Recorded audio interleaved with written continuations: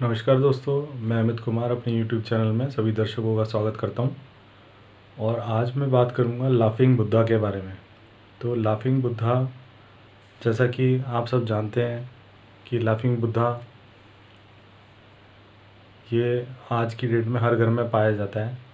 और उससे पहले मैं बताना चाहता हूं कि जिस तरह से भारत के अंदर वास्तुशास्त्र होता है, उसी तरीके से चाइना और जापान जैसे कंट्रियों में फेंग शुई होता है। और फेंग शुई के अंदर ये लाफिंग बुद्धा का बड़ा महत्व है।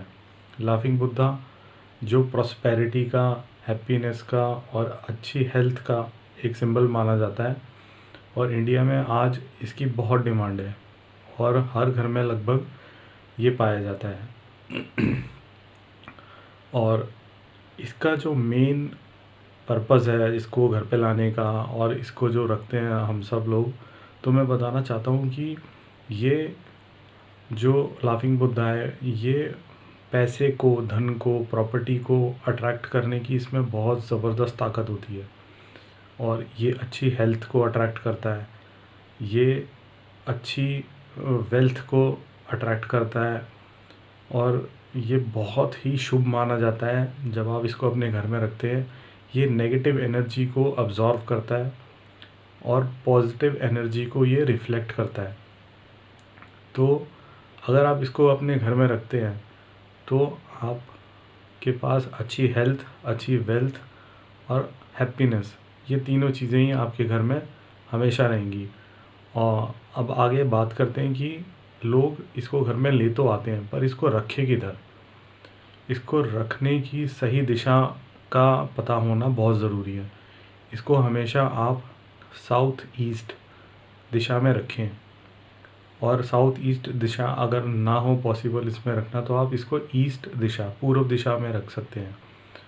और इसको रखने का जो स्थान होता है वो ऐसा होना चाहिए कि जो आपका एंट्री डोर है, जहाँ से आपके गेस्ट या कोई भी आपके घर में आता है, तो ये इस तरह से रखा होना चाहिए कि जो भी आपके घर में एंटर करे, अंदर आए, तो वो सीधा उसकी नज़र इसके ऊपर पड़े और इसकी नज़र उसके ऊपर पड़े। तो अगर कोई भी इंसान गलत नीयत से आपके घर के अंदर आ रहा है तो उसकी नेगेटिव एनर्जी को ये अपने अंदर एब्जॉर्व कर लेगा और उसकी जो माइंडसेट है उसको पॉजिटिव में कन्वर्ट कर देगा ये। तो इसकी बहुत ज़्यादा पावर होती है। इसको हम बहुत ही कोई छोटी मोटी चीज़ ना समझें। और ये इसको जब भी घर पे लाएं, इसको कुछ नियम होते हैं इसको रखने के। तो मैं आपको कुछ नियम बता देता हूँ कि इसको कभी भी ज़मीन पे ना रखें, सीधे ज़मीन पे ना रखें। अगर आप कोई बड़ा स्टैचू भी लेकर आते हैं तो उसको सीधा ज़मीन के ऊपर ना रखें। इसको किसी ऊंची जगह पर रखें, किसी टेबल के ऊपर या किसी वॉल सेल्फ के ऊपर इसको रखें। इसको ज़मीन के ऊपर ना रखें। तो ज़मीन पे रखने से क्या होता है कि इसकी जो काम करने की जो क्षमता है वो कम हो जाती है। ये इतना अच्छा आपको प्रभाव नहीं दे पाएगा फिर। और जब आप इसको रखते हैं दरवाज़े की तरफ जब इसका मुंह होता है, तो ये इसका सबसे अच्छा काम करने का तरीका तभी स्टार्ट होता है।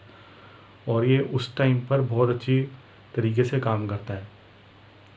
और दरवाज़े के अंदर जब भी कोई आता है और वो इसको देखता है तो उसका माइंडसेट भी डाइवर्ट होता है और उसके अंदर भी खुशी आती है। वो आपके अंदर, आपके घर में आएगा तो वो अच्छी बात करेगा आपसे।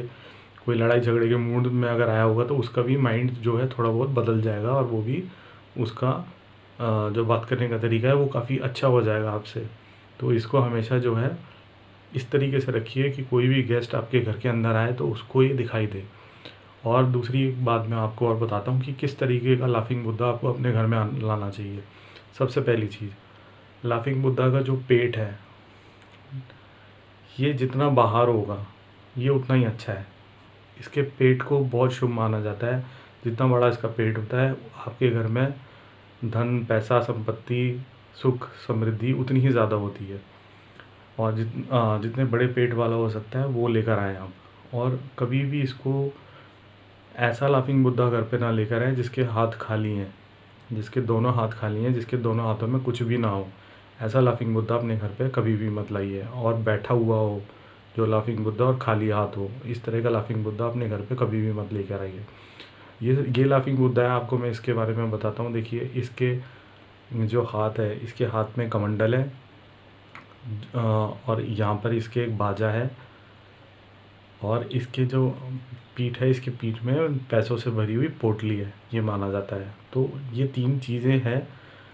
तो मैं ये वाला लाफिंग बुद्धा लेकर आया हूँ जिसमें ये तीनों चीज़ें हैं। कुछ होता है कि सिर्फ उसमें सिर्फ कमंडल होता है, उसके हाथ में पोटली नहीं होती, या बाजा नहीं होता, या बाजा होता है तो ये कमंडल नहीं होता, पोटली नहीं होती।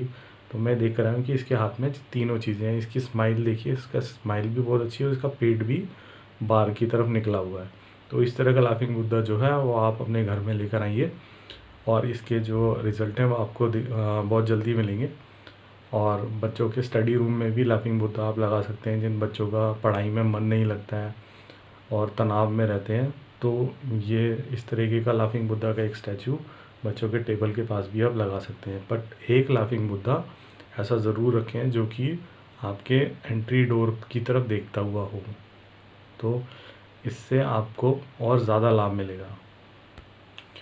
और मैं तो ये कहूँगा कि अभी जिनके भी घर में ये लाफिंग बुद्धा नहीं है, तो प्लीज़ जल्दी से जल्दी इसको ऑर्डर कर लीजिए, या आप किसी भी आस पड़ोस की गिफ्ट शॉप्स पे जिन पे मिलता है, तो इस तरह का लाफिंग बुद्धा आप लाके अपने घर में रखिए, ताकि आपको पैसे की तंगी से आप जल्दी से जल्दी बाहर आ जाएँ।